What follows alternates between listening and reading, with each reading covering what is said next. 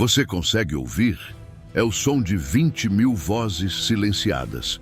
É o vento sussurrando entre as árvores úmidas da Germânia, carregando o eco dos gritos de legionários romanos morrendo longe de casa. O mundo conheceu muitos massacres, mas poucos quebraram a alma de um império, como o que ocorreu nas florestas escuras de Teutoburgo. Lá, em apenas 3 dias, a invencível Roma sangrou. E o imperador, o próprio Augusto, vagava como um fantasma por seu palácio, murmurando como um pai em luto: Quintílio Varro, devolva-me minhas legiões. Mas não havia retorno. A terra havia engolido os homens, os estandartes, a honra. Quando a notícia chegou a Roma, foi como se o próprio Júpiter tivesse lançado um raio sobre o Senado. As 3 legiões perdidas, a 17ª, a 18ª e a 19ª, haviam sido aniquiladas por aqueles que Roma chamava de bárbaros. E não restaram corpos para enterrar, apenas ossos espalhados, águias capturadas e uma ferida aberta no coração da cidade eterna. Roma, que outrora marchava sem temor, agora tremia. E no meio do luto, algo mais profundo começou a crescer. Uma promessa silenciosa de vingança. O luto se transformou em medo. O velho Augusto, com seus 72 anos e o peso de um império nas costas, não dormia. Ordenou reforços imediatos para a fronteira do Reno, temendo que os germânicos invadissem a Gália. Generais veteranos foram convocados. Novas legiões começaram a ser organizadas. Mas algo mais profundo se instalava nas entranhas de Roma: superstição. Estátuas do imperador teriam sido atingidas por raios. Diziam que os deuses Lares e Penates choraram sangue. O povo murmurava pelas ruas como se a própria Roma estivesse amaldiçoada. Para apaziguar os céus, Augusto ordenou sacrifícios expiatórios. No entanto, ele sabia, e todos sabiam, que nenhuma oferenda seria suficiente. O sangue germânico teria que lavar a vergonha de Teutoburgo. Aquelas 3 legiões não apenas foram derrotadas, elas foram apagadas. Seus números nunca mais seriam usados. Era como se Roma, envergonhada, tentasse apagar sua memória com silêncio. Mas o silêncio foi apenas o início de uma preparação brutal. No ano 14 d.C., o imperador morreu. Em seu lugar, ascendeu Tibério, filho adotivo de Augusto, e um homem que conhecia os campos úmidos da Germânia como poucos. Ele lutara ali, ele sangrara ali, e ele sabia que para vingar Teutoburgo, Roma precisaria de um líder à altura do terror sofrido. Você acabou de testemunhar o momento em que Roma deixou de lamentar e começou a preparar sua vingança. Se esse mergulho te prendeu, é porque você faz parte de uma legião rara, os que enxergam a história não como passado, mas como pulsação viva. Então prove que você carrega essa águia com orgulho. Deixe o like agora mesmo. Isso ajuda o YouTube a mostrar esse vídeo para mais amantes da história, que, como você, merecem saber da verdade esquecida. E se ainda não faz parte do canal, se inscreva agora, porque aqui cada vídeo é como uma marcha romana, disciplinada, brutal e inesquecível. Faça parte da nossa legião. Tibério não teve dúvidas. Se a vingança precisava de um nome, esse nome era germânico. Jovem, nobre, brilhante, carismático. Ele não era apenas um comandante, era o símbolo vivo da promessa romana de justiça.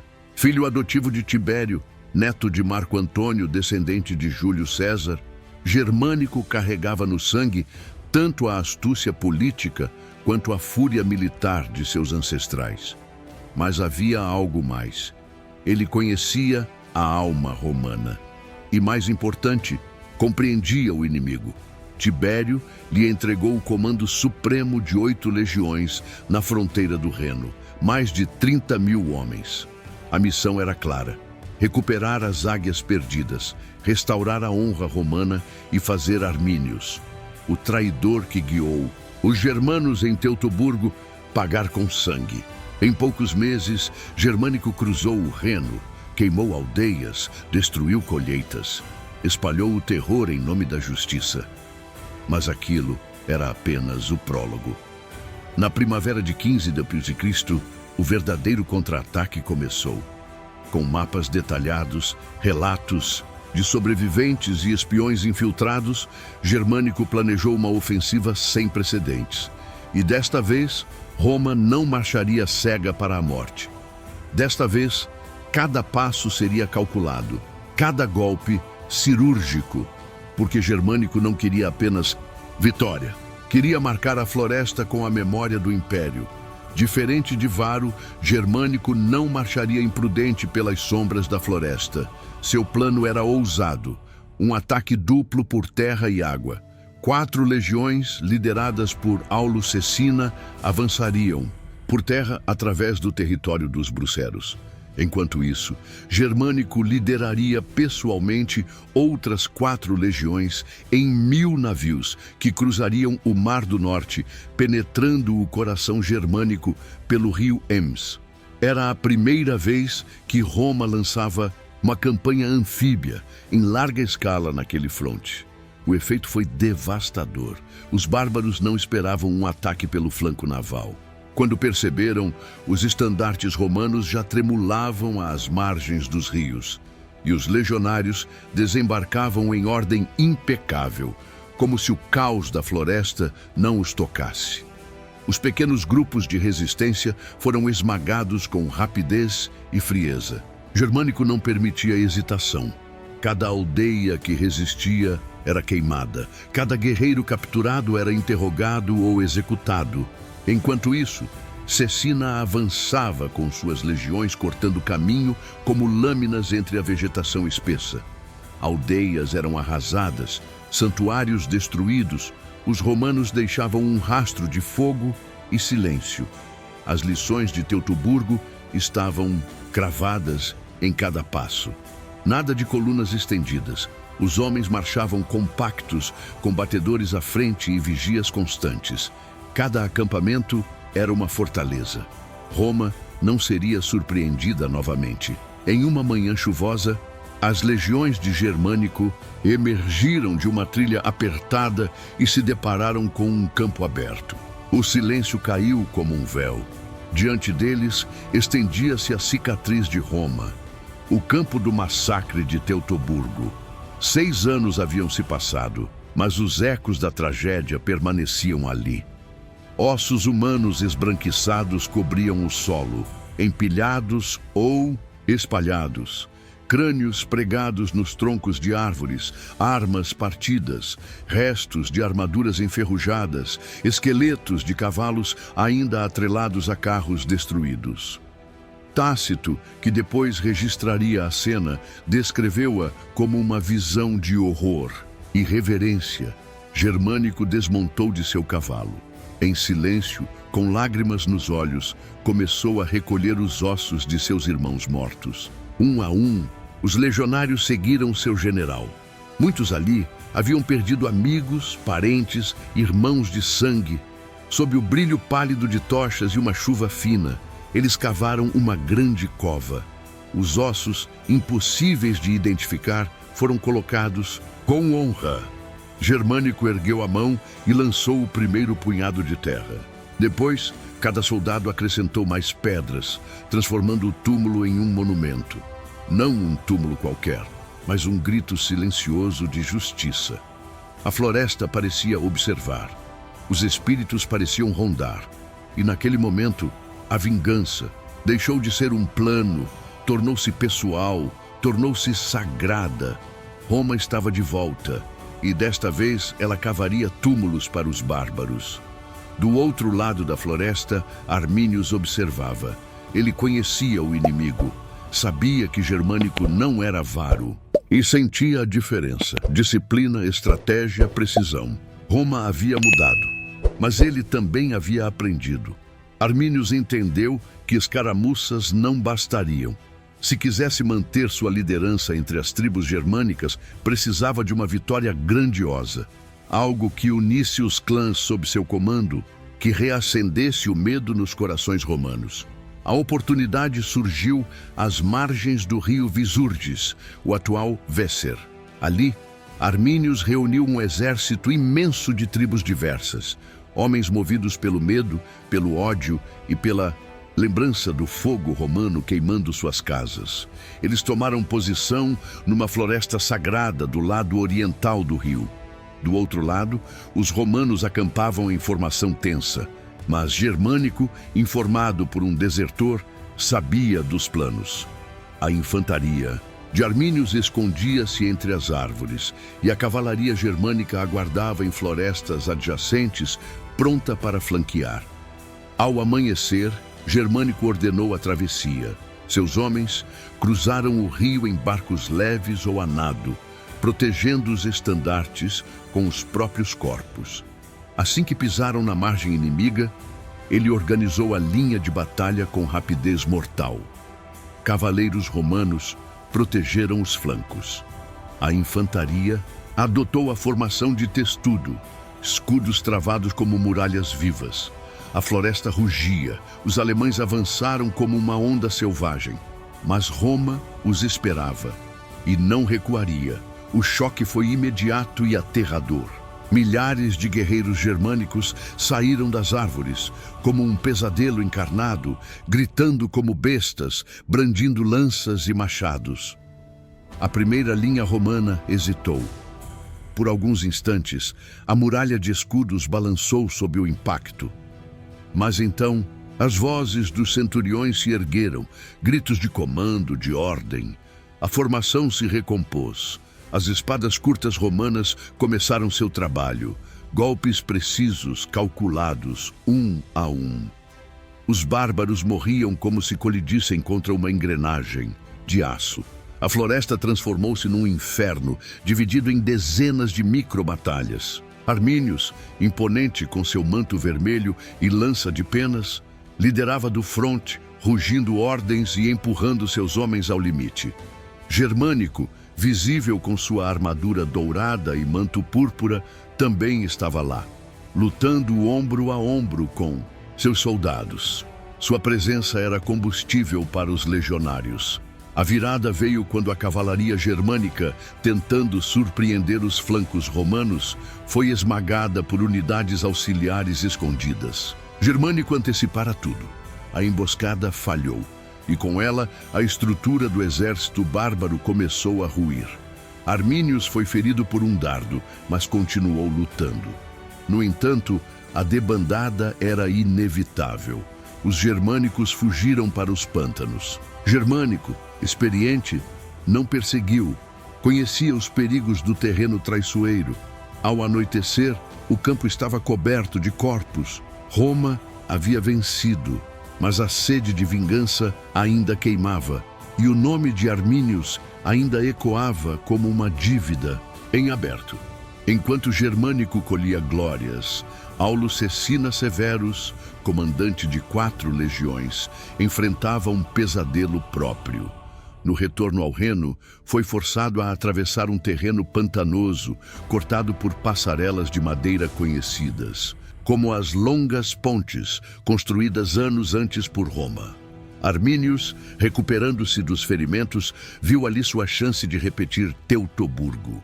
Conduziu seus homens por trilhas ocultas, destruindo trechos das pontes e desviando o curso dos rios, transformando o solo em um pântano movediço. Quando Cecina chegou, encontrou o caminho alagado, suas carroças atoladas e suas tropas estendidas por quilômetros, vulneráveis, lentas, presas em um labirinto de lama. E então os germânicos atacaram. Flechas e lanças choviam das colinas. Os gritos dos legionários se misturavam ao som de cavalos afundando, rodas quebrando e soldados tropeçando no breu do pântano. Naquela noite, os romanos montaram um acampamento fortificado nas áreas secas. Mas o terror não cessava. Tochas flamejantes eram lançadas sobre as muralhas. Os germânicos gritavam insultos e tambores bárbaros ecoavam na escuridão. Cecina teve um sonho terrível. Quintílio Varo, coberto de lama e sangue, emergia dos pântanos tentando arrastá-lo. para as águas escuras da derrota. Ao despertar, o general chamou seus oficiais e declarou: Varo foi derrotado porque esqueceu o que é ser romano. Nós não cometeremos o mesmo erro. Ao amanhecer, ele tomou a decisão mais ousada de sua carreira. Cecina sabia que continuar marchando pelo pântano seria suicídio. Em vez disso, decidiu fazer o impensável: atacar. Enquanto os germânicos esperavam os romanos atolados e indefesos, ele reuniu suas legiões em formação de cunha e lançou um ataque surpresa contra as posições inimigas nas colinas. Os bárbaros foram pegos desprevenidos. Acostumados a caçar romanos em fuga, não estavam preparados para um exército que avançava com fúria implacável. A batalha foi curta, sangrenta e brutal. Cecina liderou o ataque pessoalmente, sua espada abrindo caminho entre escudos germânicos. O impacto psicológico foi devastador. Os germânicos recuaram em pânico para a floresta, deixando para trás mortos, armas e a oportunidade perdida de repetir o desastre de Teutoburgo. Durante o confronto, Arminius tentou intervir. Ferido novamente, desta vez na perna, foi arrastado pelos próprios homens para fora do campo de batalha. A esperança de uma nova derrota romana escorria como sangue na lama. Cecina, com disciplina férrea, reorganizou suas forças e ordenou a marcha por uma rota alternativa, mais longa, mais segura. Assim, salvou 4 legiões da aniquilação. Foi uma virada épica, um desastre inevitável transformado em vitória estratégica. As campanhas de 15 d.C. encerraram-se com Roma vitoriosa.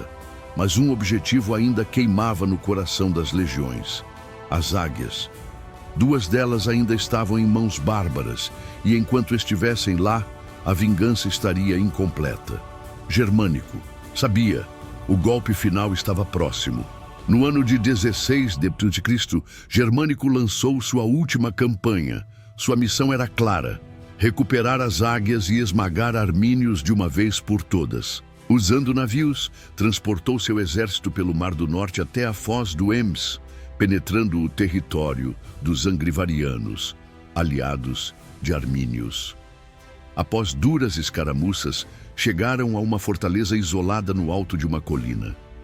Informantes diziam que lá estava a águia da 19ª Legião. O cerco durou dias. Torres de assalto, catapultas e flechas incendiárias transformaram o campo em um inferno.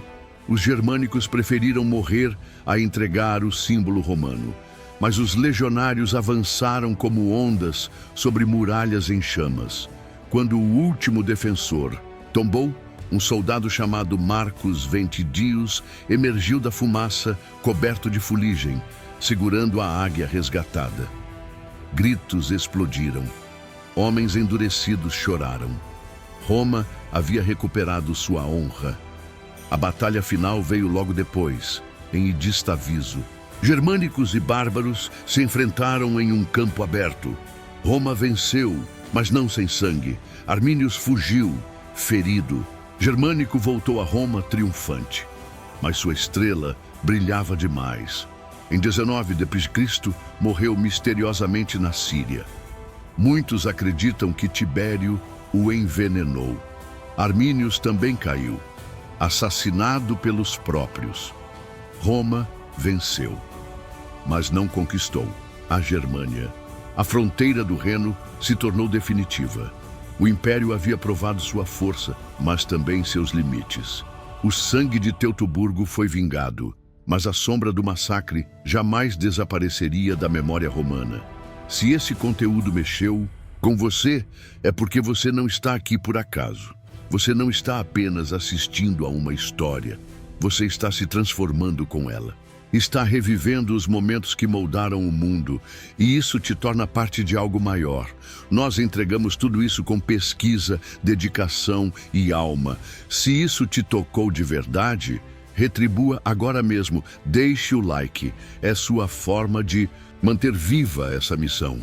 Se inscreva no canal e caminhe conosco em cada nova batalha, cada nova revelação. Porque aqui, cada vídeo não é só entretenimento, é conhecimento que muda você por dentro. E quem se transforma, transforma o mundo com o que aprende.